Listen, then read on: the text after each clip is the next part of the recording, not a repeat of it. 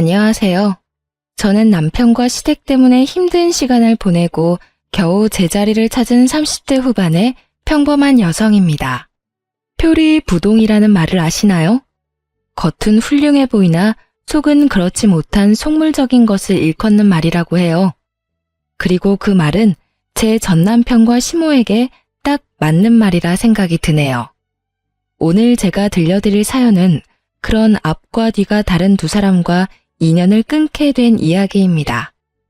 만나지 말았어야 할 저희 두 사람이 만나게 된 것은 제가 30대 초반인 어느 날이었습니다. 당시 저는 어린이집 보육교사로 일하고 있었고 남편은 아동복지센터의 사회복지로 일하고 있었어요. 저와 남편은 소개팅으로 만나게 됐는데 제가 소개팅 전 상대방에게 원한 건 두 가지뿐이었어요. 술, 담배를 하지 않았으면 좋겠다고 말이죠. 요즘에 술 안 하는 사람은 없을 텐데 제 지인은 그런 사람 있다며 소개를 해주겠다고 하더군요. 처음 남편을 보았을 때는 착하고 순한 사람이라는 생각을 했어요. 그래서 저는 그 사람과의 만남을 이어갔죠. 그렇게 순순히 결혼으로 이어질 줄 알았던 저희 만남에 순간 브레이크가 걸린 일이 생겼어요. 바로 종교 때문이었죠. 저는 무교였고 저희 부모님도 종교가 없었어요. 조부모님은 불교였지만 다 돌아가시고 없었고요. 그래도 제사는 꼬박꼬박 지내는 집이었는데 남편 집은 달랐어요. 교회를 다니시더라고요.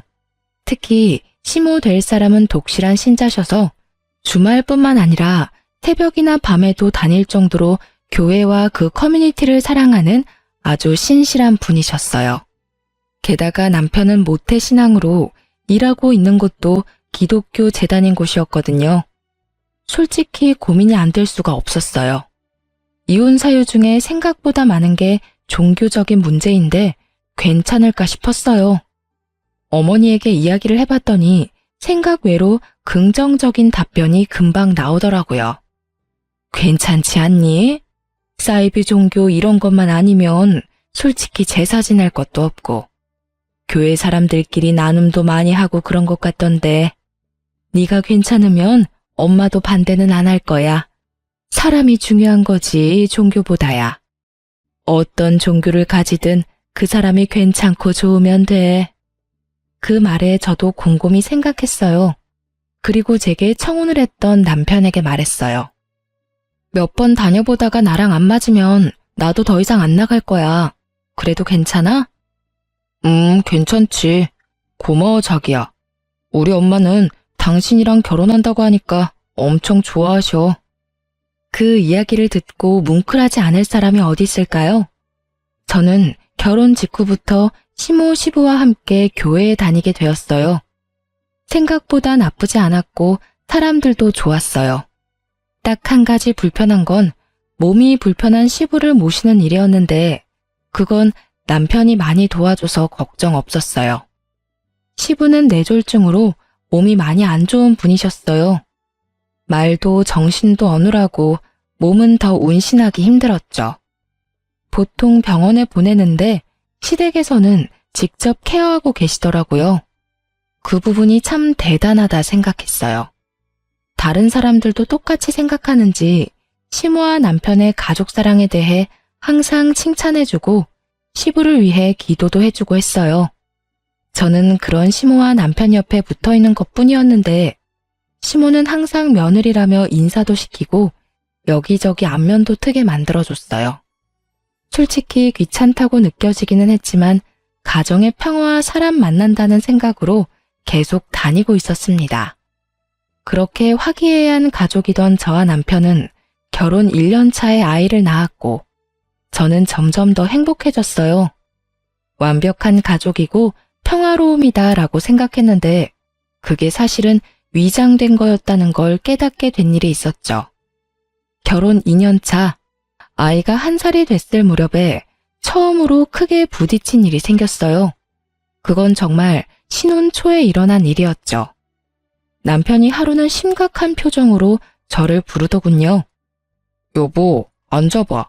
할 이야기가 있어. 무슨 이야기? 전 아무 생각 없이 거실 소파에 앉으며 남편에게 물었어요. 우리 전셋집 내놓고 우리 본가랑 합가하는 건 어때? 합가? 싫어. 아직 신혼인데 무슨 합가야? 제 입에서는 대뜸 거절의 말이 나왔습니다.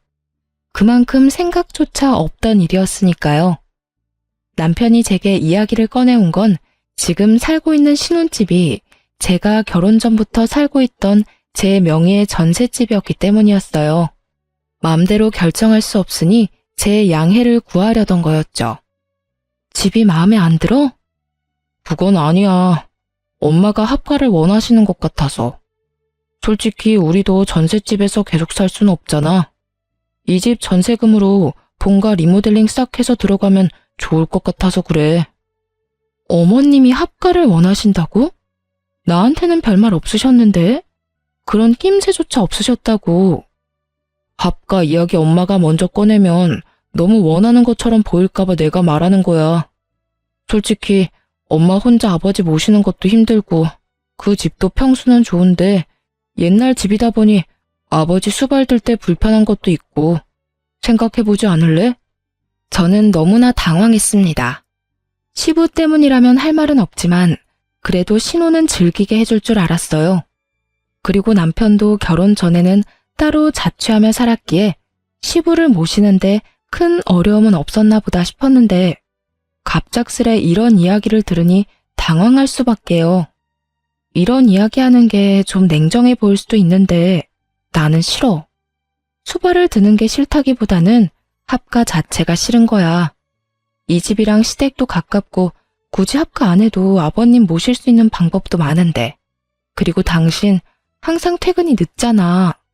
그러면 시댁에 있는 동안 일은 나 혼자 해야 한다는 뜻이고. 안 돼. 난 못해. 자신도 없고 싫어. 여보, 생각 좀 해보고 말해줘. 싫다고 딱 잘라 말할 수 있는 게 아닌 거 알잖아. 엄마도 고생 많이 하셨고 나도 최대한 도와줄 거야. 당신한테만 다 맡기진 않아. 그리고 엄마가 애도 봐줄 수 있고 얼마나 좋아? 그래도 싫어. 애는 내가 더 잘 봐. 그리고 최소한 이야기 꺼내기 전에 내 생각이 어떤지 물어봤었어야지. 갑자기 합가하자 라고 하면 누가 좋아해? 여튼 난 싫어. 아버님 수발 드는 거 힘들면 내가 도와드릴 수는 있어. 하지만 합가는 아니야. 애 데리고 합가. 당신이랑 나 좋아서 결혼했는데도 신혼 초에는 이것저것 많이 부딪혔거든? 그거 생각하면 어머님이랑 나 부딪히지 않을 이유가 없어. 당신이야말로 잘 생각해. 그래도 우리 부모님 일인데 당신 너무 냉정하게 말하는 거 아니야? 당신은 그럼 너무한 거 아니고?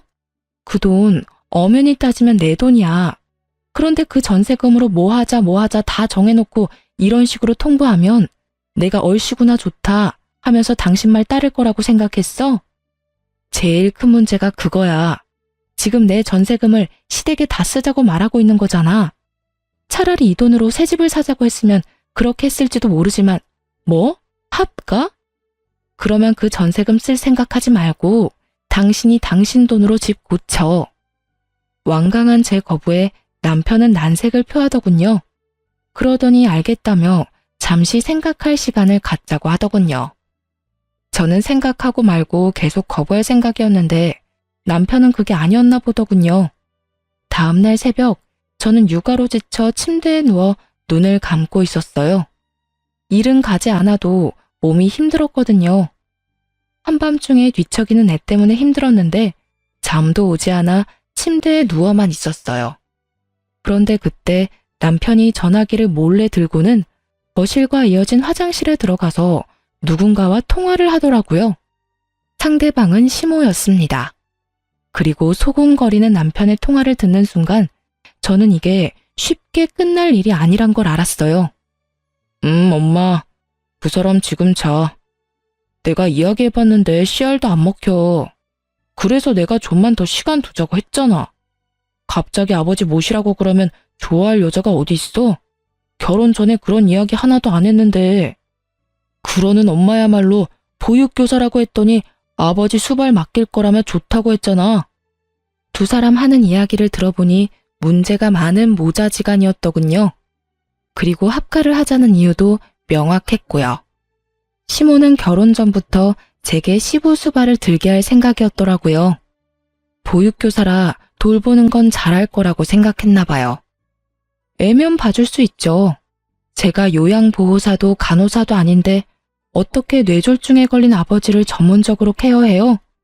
그냥 공짜 노동력 부리려고 하는 거, 그게 목적인 거죠. 골이 띵하더라고요. 화장실 문을 열어놨는지 선명히 들리는 소리에 저는 한바탕 하려다 멈췄어요. 제 것을 시댁 것처럼 말하는 걸 보니 제게 그 돈이 없으면 2번 다시 저한테 그딴 소리 안 하겠지 싶어서 친정에 전화해서 나중에 남편에게 연락이 오면 우리 집에 빚이 많은 것처럼 말해주라고 말이에요. 그 다음날 저는 여전히 합가 어떠냐고 묻는 남편을 앉혀두고 그렇게 말했어요. 나도 할 말 있어. 근데 당신 모르지? 우리 친정에 빚이 좀 있거든? 내가 이 집 전세금 받고 나서 집에 일이 터져서 친정에서는 빚내서 그거 틀어막았어. 지금도 빚은 갚고 있는데 한참 남았고. 그래서 이 집 내놓고 나면 난 그 빚부터 갚아야 돼. 그리고 그거 갚고 나면 리모델링 할 돈도 안 남을 건데 괜찮겠어? 제가 이렇게 이야기했을 때 남편 반응을 보기로 했어요. 처가댁 빚이 얼만데? 1억 5천. 사실 그 돈은 제가 번 돈이 반, 엄마가 준 돈이 반이었어요. 그런데 남편은 저희 엄마에게 바로 전화부터 하더군요. 장모님, 실례되는 질문이긴 한데 혹시 처가에 빚이 있나요? 아유, 이서방, 미안하네. 얘 전세금 주고 나서 그런 일이 터졌지 뭔가. 빚이 한 1억 5천 정도 남아있는데. 결국 남편은 전화를 끊고 나더니 침울한 얼굴로 그러더군요. 그럼 집 내놓는 건 없는 일로 하자. 어차피 내놔봐야 긁어 부스럼이네. 끝까지 합가 우길 줄 알았더니 남편은 금세 백기를 들었습니다. 그런데 좀 이상했어요. 시부의 수발 때문이었다면 이렇게 포기하지는 않았을 텐데 전세금을 친정 빚에 다 갚고 나면 우리가 시댁에 들어가는 게 더 쉬워지고 그러면 시모가 더 좋아할 수도 있는데 왜 싫어하나 싶었는데 나중에 그 이유를 알게 됐어요. 남편 앞으로 카드 명세서며 뭐며 다 날아오는데 돈을 어마어마하게 썼더군요. 당신 이게 다 뭐야? 왜 이렇게 돈을 많이 썼어? 그거 사실은 결혼 준비하면서 돈을 좀 많이 써서. 결혼한 지 벌써 3년이야. 게다가 당신 월급으로 갚는 것도 빠듯할 정도잖아. 이거 어떻게 갚으려고 이렇게 막 쓴 거야? 이번에 합가 잘 되면 당신 전세금 좀 빌려서 갚으려고 했지. 뭐? 그걸로 당신 빚을 내가 왜 갚아? 이건 지금 어쩔 건데? 갚아줄 생각도 없으면서 잔소리는 왜 해? 내가 알아서 할 거야. 대신 당분간 생활비 못 내. 제 재산을 자기 것처럼 여기는 남편 때문에 거짓말을 했지만 그 거짓말 때문에 남편이 자기 빚을 이렇게 오픈하게 될 줄은 저도 상상 못했어요. 저는 너무나 당황하며 남편을 재촉했습니다. 어머님한테 가서 도와달라고 그러자. 우리끼리 해결할 문제가 아니야. 나 지금 육아휴직 중이라서 돈 한 푼 안 버는데 당신까지 이렇게 빚을 지면 어떡하란 말이야. 전세금이랑 합가 이야기만 잘 끝났어도 내가 이걸 이런 식으로 오픈할 일은 없었을 거야. 그런데 당신이 그 전세금이 친정 거라고 말한 적도 없잖아. 난 당연히 그 전세금으로 다 해결할 수 있을 줄 알았지. 당신 나한테 돈 맡겨놨어? 내가 너한테 돈 빌렸냐고. 우리 집이 네 현금 창고야? 부부 재산은 공동의 재산이야. 어차피 내가 빚 있으면 당신도 힘들 거 아니야. 그러면 어떻게라도 갚아야 되지. 그게 맞는 거 아니야? 무슨 헛소리야. 당신 혼자 진 빚을 내가 왜 갚아? 그럼 그 돈은 어디다 쓴 건데? 남편은 아무런 말도 하지 못했습니다. 결국 우리들의 언쟁은 남편의 자리 회피로 끝이 났고 저는 남편에게 문자를 보냈습니다. 어머님한테 연락해서 어떻게든 도와달라고 해. 이 문제는 우리끼리 해결 불가능한 문제야. 지금 있는 돈도 없는데 나까지 빚을 내면 우리 둘 다 파산이야. 알겠어? 결국 남편이 시모에게 도움을 청했는지 그 다음날 저에게 전화가 걸려왔어요. 넌 도대체 집안 살림을 어떻게 하길래 네 남편이 그렇게 빚을 지는 것도 모르니? 그 이야기에 정말 당황했습니다. 왜 저를 탓하시는지? 돈을 빌린 건 본인 아들인데 말이죠. 어머님, 저는 아무것도 모르고 있었고 생활비도 그 사람은 저한테 한 달에 50만 원밖에 안 줬어요. 나머지는 본인이 알아서 쓰고 있었다고요. 한 달에 꼴랑 50만 원 받는 걸로 무슨 살림을 어떻게 살라고요? 그럼 저 혼자 벌어서 세 식구 살림하란 말이에요? 얘는 또 뭐 그런 식으로 이야기를 하니? 어쨌든 이번 일은 내가 해주기로 했다. 앞으로 정신 좀 똑바로 차리고 살아. 살림은 그렇게 하는 거 아니야. 알아듣겠어? 저한테 말고 남편한테 말씀하세요. 제가 그런 말을 들을 이유가 없어 보이네요. 집안일에 도움 줄 거 아니면 방해나 되지 말라고요. 결국 시모와 저도 다투게 되었고 시모는 더 이상 말해봐야 자기 아들 얼굴에 침 뱉는 일밖에 안 되니 뚝 전화를 끊어버리더군요. 그 뒤로 남편이 제게 왜 어머니와 다퉜냐며 화를 냈지만 저는 제가 화를 낸 게 잘못됐다고 생각하진 않거든요.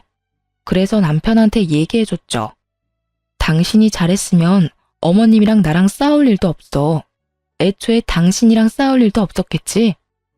그래서 앞으로 이런 일로 다시 한 번 더 우리 결혼 생활에 문제가 생기게 되면 나 절대로 당신 가만히 안 둬. 알았어? 한 번만 용서해주고 넘어가는 거야. 두 번은 안 돼. 알아들었어? 다시 사고 치면 그때는 당신이고 뭐고 안 볼 사람 되는 거라고. 용서를 한다고 말은 했지만 저는 수상한 마음이 들었습니다. 그 많은 돈을 썼다면 쓴 흔적이 있어야 되는데 저희 집에는 전혀 그런 흔적이 없었거든요. 코인이나 주식을 했다면 핸드폰을 끼고 살아야 되는데 그런 것도 아니었고요. 그렇지만 이미 남편의 빚은 시모 덕분에 사라졌고 남편은 그 뒤로 얌전했기 때문에 조금씩 마음을 놓았어요. 그때 더 파고들었어야 했는데 그 의심의 불을 지핀 일은 불과 몇 달 만에 일어났습니다. 저희 아파트 아랫집에 조리원 동기가 살았거든요. 애들 생일이 똑같고 같은 아파트라 친하게 지내곤 했는데 그 동기가 저한테 동영상과 사진을 보냈더라고요.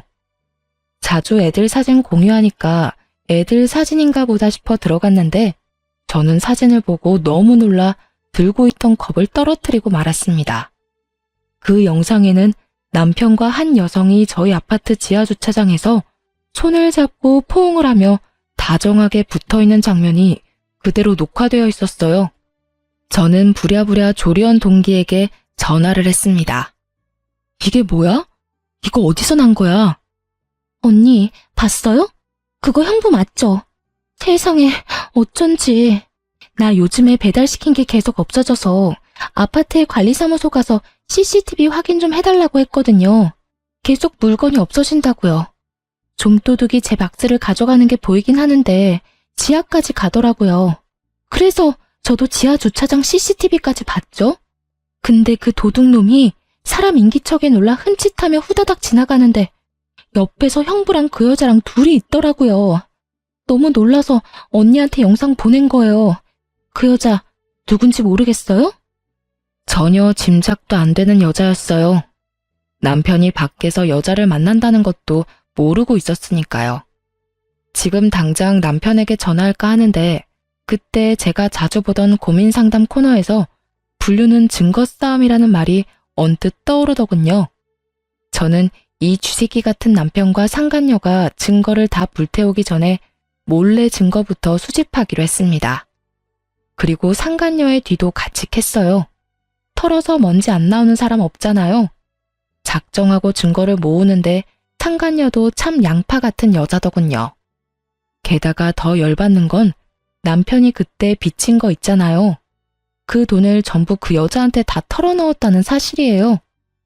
와이프는 집에서 애 보느랴 돈 아끼랴 개고생하며 사는데 상간녀에게 이것저것 선물 다 해주고 결국에는 빚까지 진 호구 같은 놈을 어떻게 해야 하나 고민하다가 일단 시모에게 먼저 이야기하기로 했습니다. 시모가 독실한 기독교인인데 자식이 불륜을 저지른다고 하면 남편을 혼내줄 거라고 생각했거든요. 그런데 그 반응은 제 예상과 180도 달랐어요. 네가 잘못한 거 아니니? 내 아들하고 닮은 사람일 수도 있지 않니? 어머님, 닮은 사람이라도 옷이나 소지품은 다 다르잖아요. 지금 남편 입은 옷이며 소지품은 다 저희 집에 있는 물건이에요. 그렇다면 이미 결론이 난 것 같은데 넌 도대체 이 일을 왜 나한테 이야기하는 거니? 네? 정말로 뜬금없는 시모의 말에 저야말로 어리둥절해져서 되물었어요. 네가 남편 뒤나 캐고 다니면서 남편 불륜이나 지어서 말하는 거 보니 네가 의부증인가 보다. 이게 우리 아들이라는 건 맞다고 치자, 네 말대로. 그런데 너 없는 이야기 지어내고 그러면 못 써. 그 여자랑 그냥 아는 사이일 수도 있지 않니? 어머님, 숙박업소에서 함께 나온 거 보면 확실하잖아요. 난 그런 거 모르겠고 헤어질 거 아니면 그냥 덮고 살아라. 집이며 주변 시끄럽게 하지 말고. 저는 그간 쌓아온 시모에 대한 신뢰가 와르르 무너지는 기분이었습니다. 제가 시모에게 남편의 불륜에 대해 먼저 말한 것은 시모가 남편을 따끔하게 일러주길 바라는 마음에서였어요. 그리 독실하고 신실한 시모이니 자기 아들의 불륜을 알면 아들에게 저 대신 인간의 도리를 따져 제정신을 차리도록 만들어줄 거라 생각했거든요. 그런데 이런 반응이라니. 저는 배신감에 치를 떨며 집으로 돌아왔어요. 이를 바득바득 갈며 모아놓은 증거를 보며 저는 그날 저녁 남편에게 제가 모은 증거를 들이밀며 따졌습니다. 이거 설명해봐. 제가 던진 사진에 남편 놈이 저를 빤히 쳐다보더군요. 또 내 뒷조사했냐? 뒷조사했으면 왜? 잘못됐어? 열받으면 너도 내 뒷조사해. 나는 아무것도 걸릴 거 없으니까. 나처럼 네가 떳떳하면 문제 없잖아. 그런데 지금 이게 뭐야? 네가 바람 피운 증거가 떡하니 있는데? 아, 진짜 너 최악이다. 어떻게 남의 사생활을 이런 식으로... 불륜이 사생활이야? 말 같은 소리를 해. 어디서 개 짖는 소리 그만하고. 그리고 너 알고는 있어? 그 여자 가정까지 있는 유부녀야. 알고 만나는 거니? 알고 있어. 뭐? 안다고. 그 사람도 곧 이혼하고 나랑 결혼하기로 했어. 결혼? 미쳤어? 당신 유부남이야. 그게 뭐? 솔직히 당신이랑 결혼 잘못한 것 같아. 그 여자를 먼저 만났다면 당신이랑 결혼 안 했을 거라고. 당신 직업이 엄마 마음에 들어서 결혼한 거야. 그걸 말이라고. 정신이 나갔네. 제정신이 아니야. 제정신이었으면 결혼해서 네 새끼 낳아준 마누라한테 이런 말을 할 수가 없지. 당신이 알았으니 차라리 잘 됐어. 우리 이혼하자. 뭐가 이렇게 당당한가 싶었어요. 가진 거 쥐뿔도 없는 놈이 저만큼 당당하니 뭔가 큰 걸 감추고 있나 싶을 정도였죠. 남편과 싸우고 난 뒤 저는 시모와 함께 가던 교회에 안 갔어요. 갈 기분도 아니었고 그런 식으로 말하는 시모와 마주하고 싶지도 않았거든요. 그런데 그날 시모에게 전화가 왔더군요. 너 오늘 왜 안 왔니? 너 이거 신뢰의 문제야. 오늘은 아파서 못 나온다고 했으니 다음은 꼭 나와. 아들이 바람을 펴서 집안이 난리가 났는데도 교회에 운운하는 시모를 보니 완전 눈이 확 돌아버리더라고요. 안 나가요. 제가 거길 왜 나가요? 이제 그 사람이랑 이혼할 판인데. 뭐? 너희 이혼한다고? 네. 그 사람이 이혼하자입니다. 그것도 가정이 있는 여자랑 결혼하겠다고요. 제 말에 살짝 충격 먹은 건지 시모가 순간 아무 말도 못하더군요. 이제 좀 속 시원하세요? 저를 의부증으로 몰아가면서 아들을 두둔하시더니 하필이면 가정이 있는 여자랑 바람을 핀다니 어떠세요? 저는 기분이 아주 더럽던데. 덮고 살고 할 것도 없었네요. 빌며 사과라도 하고 다시는 안 만나겠다고 해도 용서해줄까 말까인 상황에 유부녀를. 그만해라. 어차피 너희 사이 망가진 거 고칠 수 없어 보이니 이혼하는 것도 한 방법이지. 그리고 너 이혼할 거면 곱게 해. 어디 가서 소문나도록 하지 말고. 처신 똑바로 하라는 소리야. 알아들어? 세상에, 제가 들은 게 맞나 싶었어요. 아들 두둔하는 거야 그렇다 손 치지만 저한테 처신을 똑바로 하라니. 제 자식한테는 쓴소리 하나 하기 싫고 며느리한테는 쓴소리며 못할 소리며 가리지 않고 하는 시모를 보니 저도 이성의 끈이 뚝 끊어졌어요. 이혼하는 마당에 그걸 어떻게 신경 써요? 그렇게 조용히 저희 이혼시키고 싶으시면 어머님이 알아서 하세요. 저한테 이래라 저래라 하지 마시고. 시모 때문에 열받아서 씩씩거리는데 상간녀가 저한테 연락이 왔어요. 잠깐 나오세요. 서로 할 말 많잖아요. 내가 너 오란다면 오고 가란다면 가는 사람이야? 나 당신 같은 여자랑 상종도 하기 싫으니까 2번 다시 연락하지 마. 저도 앞으로 연락 안 할 거예요. 한 가지만 말하려고 했는데 그럼 전화로 하죠. 집에 있는 거 다 놔두고 몸만 나가세요. 지저분하게 굴면서 이혼 안 하려고 발버둥 치지 말고요. 뒤처리하는 저도 생각해줘야죠. 정신 나간 년이 여기 또 있네? 이보세요 상간년아. 뒤처리는 네가 다 해야 할 것이고 대신에 이혼은 무조건 내가 해준다. 그리고 여기 있는 내 물건 딱 다 들고 갈 거야. 네가 사귀는 그 나쁜 불륜남한테 무슨 소리 들었는지는 모르겠지만 쓰레기 새끼 데리고 살아봐야 쓰레기라는 거 언젠가는 깨닫기 바란다. 한 번만 더 전화해서 이딴 도발하면 너네 회사로 가서 한바탕 뒤집어 줄 거야. 쓰레기라도 뺏기니까 속 쓰려서 발악하나 본데 나는 그 사람하고 헤어질 생각 없어요. 우리는 사랑으로 맺어져 있고 당신 같은 사람은 그냥 거쳐가는 사람일 뿐이라고. 어디서 버림받은 주제에 큰 소리야? 버림받았으니까 큰 소리 치지. 마음 같아서는 온 동네방네 돌아다니면서 두 연놈들이 무슨 짓 했는지 다 까발리고 싶다만 내가 나중을 위해서 참는 거야. 두고 너네들한테 복수하려면 지금 법에 문제되는 일 만들어서 처벌받으면 곤란하지. 벌벌 떨면서 살아. 내가 위자료 소장 어디로 던질지 모르니까. 남편과 시모 상간녀까지 재수없는 것들과 드자비질하는데 지치는 건 저더군요. 그래서 한 번에 싹 다 정리하기로 마음먹었습니다. 그날로 저는 남편과 이혼 소송에 들어갔습니다. 그리고 그와 동시에 집주인에게 전화를 했어요. 재계약 안 하겠다고요. 때마침 전세 재계약 날짜가 다가오고 있었거든요. 부동산에서 왔다 갔다 하는데 남편에게는 이야기도 안 했어요. 어차피 집에 들어오지도 않더군요. 문자 하나 왔어요. 이혼 판결 나기 전에는 거기 안 들어갈 거라고요. 제 신혼집도 재산 분할에 들어갈 거라는 착각이라도 한 모양이더라고요. 저는 모르는 척했어요. 알려줄 필요도 없었죠. 고유 재산은 재산 분할에 안 들어간다는 걸요. 그렇게 전셋집은 새로운 계약이 됐고 이사 전날 저는 짐을 모두 싸서 친정으로 모두 보내버렸어요. 큰 가전 중에 쓸만한 것은 모두 팔아버렸고 남편 짐은 그대로 놔뒀어요. 그리고 제 짐 다 보내고 남편 놈에게 문자 하나 보냈어요. 짐 가지고 꺼져. 라고 말이죠. 남편 놈은 답도 없더군요. 저는 코웃음을 쳤습니다.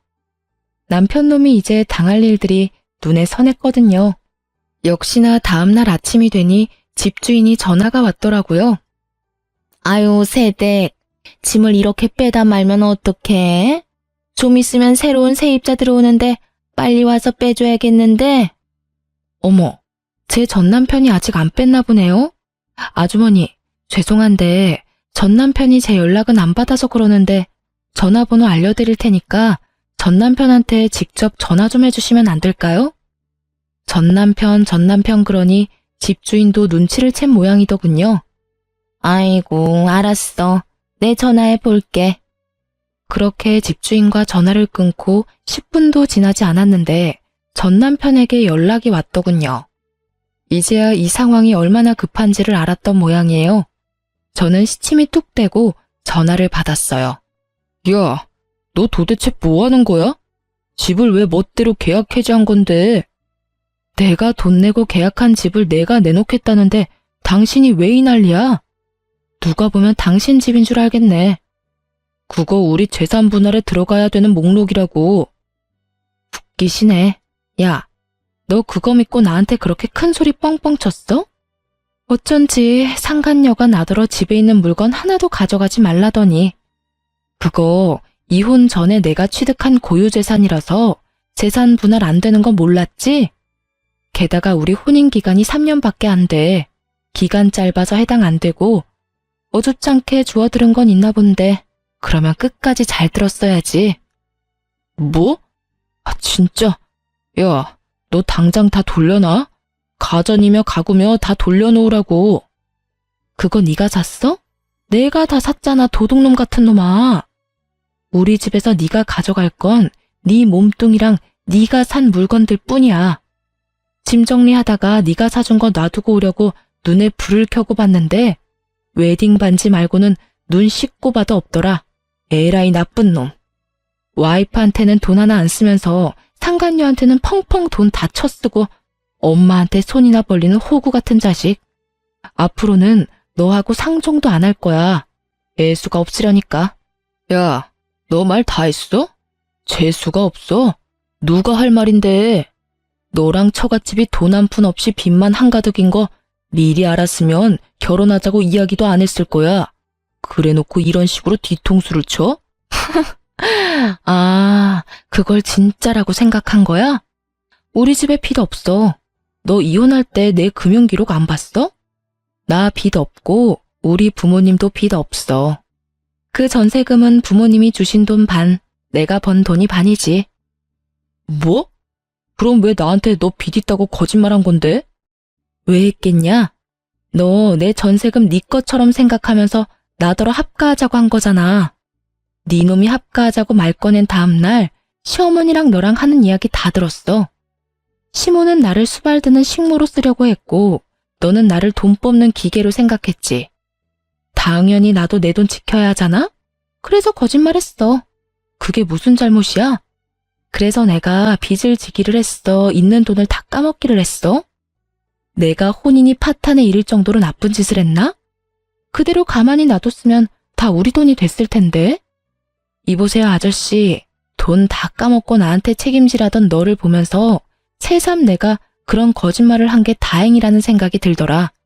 미친놈아, 미치려면 곱게 미쳐. 그리고 대가리도 그만 굴리고. 잔대가리 굴리다가 봐, 너만 똥 됐지. 그렇게 하고 싶은 말 다 하고 전화를 끊으니 속이 다 시원하더군요. 사실 전세금의 절반은 어머니가 주신 거라 어머니에게 맡겨두고 저는 아이와 함께 친정에 잠시 몸을 맡겼어요.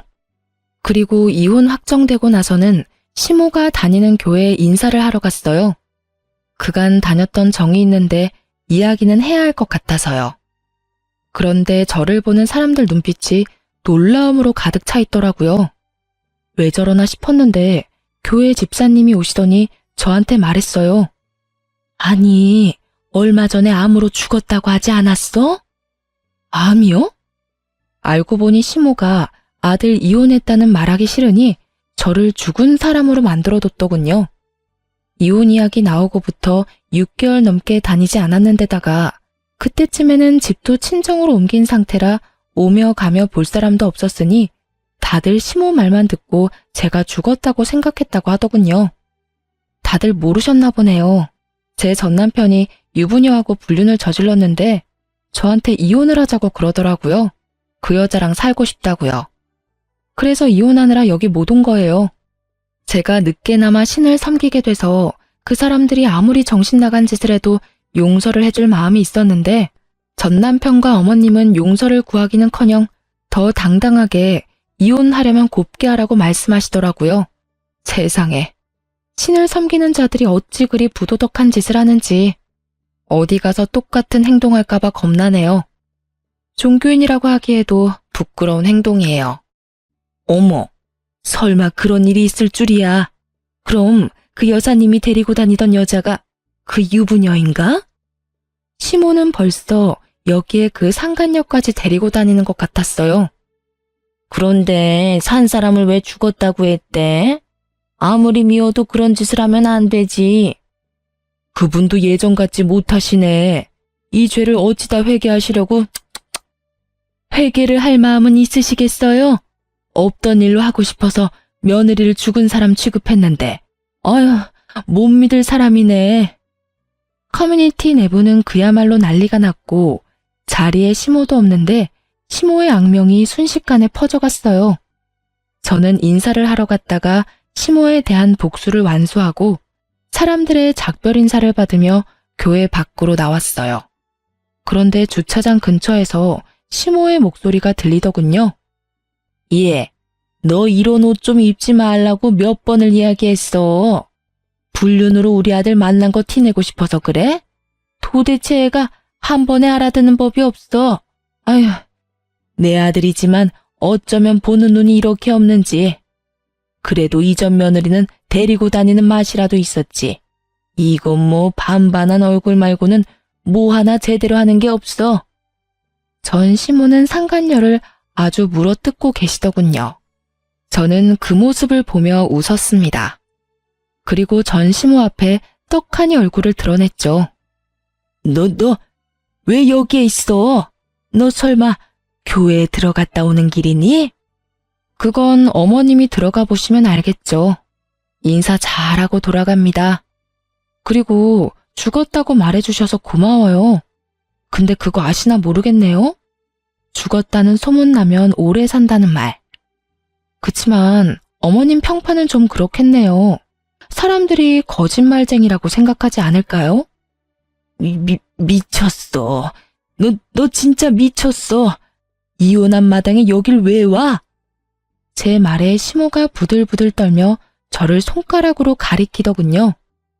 살아있는 사람인데 어딜 가든 무슨 상관이에요? 이제 우리 남보다 못한 사이인데. 저는 시모 앞에서 눈치만 보고 있던 상간녀에게 말했어요. 남의 떡 손에 주니까 어때? 아주 텁텁하고 찝찝하지. 내가 그쪽한테는 큰 절을 해도 모자라네. 이런 정신 나간 가족들에게서 벗어나게 해줘서. 근데 너도 교회 들어갈 거면 조심해라. 내가 벌써 전 남편이랑 유부녀랑 바람난 거 다 말했으니까. 아니다. 들어가면 눈총 좀 받고 끝이지 뭐. 그게 대수야. 사람들 소문 금방 가라앉아. 하긴 안 가라앉고 정착되는 경우도 있긴 하지만. 제 말에 상간녀도 얼굴이 새파래져서는 부들부들 떨며 저를 노려보더군요. 그 모습에 저는 결정타를 날렸어요. 아참, 그리고 내가 살던 신혼집, 너 거기 있는 거 다 놔두고 몸뚱이만 나가라고 했었지? 근데 어쩌지? 네가 그 정신 나간 놈한테 무슨 말을 들었는지는 모르겠지만 그 전셋집 결혼 전부터 내가 가지고 있던 전셋집이거든. 그래서 이혼할 때 재산 분할 목록에 안 들어가. 그게 무슨 말 뜻인지 모르겠지? 내가 상냥하게 알려줄게. 네 남편 개털이라는 뜻이야, 이 상간녀나. 남의 거 탐내다가 둘 다 개털 됐네? 정말 보기 좋은 한 쌍이다. 그치? 상간녀가 그 이야기 듣더니 벼랑간 가방 안에서 차키를 꺼내더니 급하게 차에 시동을 켜더군요. 예, 며느라가. 어디 가냐? 나도 같이 가야지. 너만 가면 어떡해? 제가 왜 며느리예요? 아직 혼인신고 안 했거든요. 그리고 저는 돈 없는 남자랑 결혼할 생각 없어요. 여태까지 이 말도 안 되는 짓에 어울려준 건 그 남자가 나를 데리고 살 자격이 된다고 생각해서였거든요. 돈이 없으면 저랑 살 생각을 하면 안 되죠. 냉정하게 할 말만 하고 돌아선 상간녀는 차를 타고 사라졌고 시모는 멍청하게 서 있더군요. 상간녀가 아주 얌전한 줄 착각하고 계셨더군요. 그러다 뒤통수 맞고 벙찐 표정이 참 보기 좋았어요. 그리고 이때다 싶어 저는 교회를 향해 소리쳤어요. 어머, 어머님, 여기서 보네요. 제가 죽었다고 말씀하셨다고 하시던데 어머님은 잘 지내셔서 다행이네요. 결국 제 큰 목소리에 안에 있던 사람들이 나와 시모를 둘러싸자 시모는 참지 못하고 그대로 도망쳤어요. 헐레벌떡 뛰어가는 그 뒷모습을 보는데 어찌나 고소하던지. 나중에 소문을 들어보니 소문이 다 나서 그곳에 가지도 못하고 결국 노이로제 걸려서 병원 치료받으러 다닌다고 하더군요. 사람을 죽은 사람으로 만들려고 했는데 이 정도는 당연히 벌받을 생각하셨어야지. 그런 짓을 하고도 아무렇지 않게 넘어갈 양심 없는 생각을 하니 이런 불상사가 터지네요. 저는 마지막으로 전 남편에게 한 방을 날리기 위해 이메일을 하나 작성했습니다. 그리고 전 남편의 회사로 휙 보냈죠. 그 안에 적힌 글은 남편이 한 짓들을 간략히 적은 글이었는데 보통의 회사라면 굳이 불륜 정도로 문제 삼지 않을 테지만 그 직장 자체가 좀 특수하거든요. 기독교 재단 아동센터. 아동을 돌보는 사람이며 게다가 신실한 사람들이 모인 곳에서 유부녀와의 불륜으로 조강지처와 아이를 버린 인간에 대해 좋게 생각할 리가 없으며 자신들의 이미지를 생각하지 않을 수가 없겠죠. 결국 전 남편은 회사에서 품위유지 위반과 심각한 사칙 위반이 적용돼서 직장에서 잘렸어요. 사실 이렇게 잘리기 쉽지 않은데 알고 보니 시모가 그 직장에 전 남편을 넣어줬던 건데 시모가 저지른 부도덕한 짓들이 직장까지 소문나면서 결국 남편을 해고하는 것으로 가게 됐다고 해요.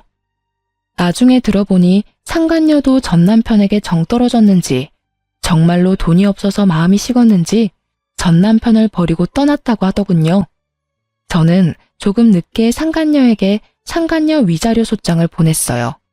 상간녀는 능력이 좋은 모양인지 그새 새로운 남자를 낚았더군요. 저도 몰랐는데 새로운 남자와 함께 있다가 불시에 제 위자료 소장을 그 남자가 보게 되어 한바탕 난리가 나서 다시 버려졌다고 합니다. 제가 거기 있었어야 했는데 그 여자가 어떻게 버려지는지 봤어야 속이 더 시원했을 텐데 그럴 수 없던 게 너무 아쉽네요. 전 남편은 양육권이며 친권 다 포기하겠다고 해놓고는 이제 와서 징징대며 아이를 포기 못한다며 아이한테 면접 교섭권을 쓰겠다며 난리를 쳤어요. 결국 애 때문에 만나게 됐는데 남편 놈이 우물쭈물 하는 걸 보니 딱 감이 오더라고요. 이쪽이 본론이겠다 싶은 감. 그래서 제가 먼저 선수 쳤어요. 잠깐만, 나부터 이야기 먼저 좀 할게. 혹시라도 정말 혹시 말도 안 되는 이야기이긴 한데 만에 하나라도 나한테 미안하다 잘못했다 이런 이야기 할 거면 하지 마. 나는 너한테 사과받고자 나온 것도 아니고 용서를 하겠다고 나온 것도 아니야. 네 모습 보니까 걱정돼서 내가 한마디 하는 거야. 나는 너 용서할 생각도 없고 사과받을 생각도 없어. 그냥 이대로 이렇게 우리는 악연으로 있으면 좋겠고 이렇게 볼 때마다 화내는 사람으로 있었으면 좋겠어. 내 인생에서 이렇게 사람한테 큰 배신을 당해보니까 용서가 허용이 안 되는 사람도 있다는 걸 깨달았거든? 그러니까 그런 말할 거면 입도 빵긋하지 마. 제 말에 남편이 눈을 동그랗게 뜨더니 제 눈치만 살피며 힐끔거리더군요. 그렇게 면담하는 시간 내내 남편은 애를 보며 제게 뭐라도 말을 걸려고 했지만 저는 그 모든 말에 철벽을 쳐줬어요. 아이 때문에 만나긴 했지만 정말로 만나기 싫은 인간 같지도 않은 놈을 만나 할 말 같은 건 없었거든요. 그렇게 시간 보낸 뒤 우리는 헤어졌네요. 전 남편은 아무것도 얻지 못한 채로 혼자 터벅터벅 걸어갔죠. 그 뒤로는 애 보고 싶다는 말도 안 하고 연락도 없더군요. 아무리 봐도 제게 틈이 없었다는 걸 깨달았는지 애를 방패 삼아 연락해오는 일은 없어서 다행이었어요. 저는 싱글맘이 되었지만 옛날보다는 더 편하게 사는 것 같아요. 그리고 나쁜 놈들은 다들 죄다 죗값을 받았으니 저도 속 편하게 발 뻗고 잘 수 있고요.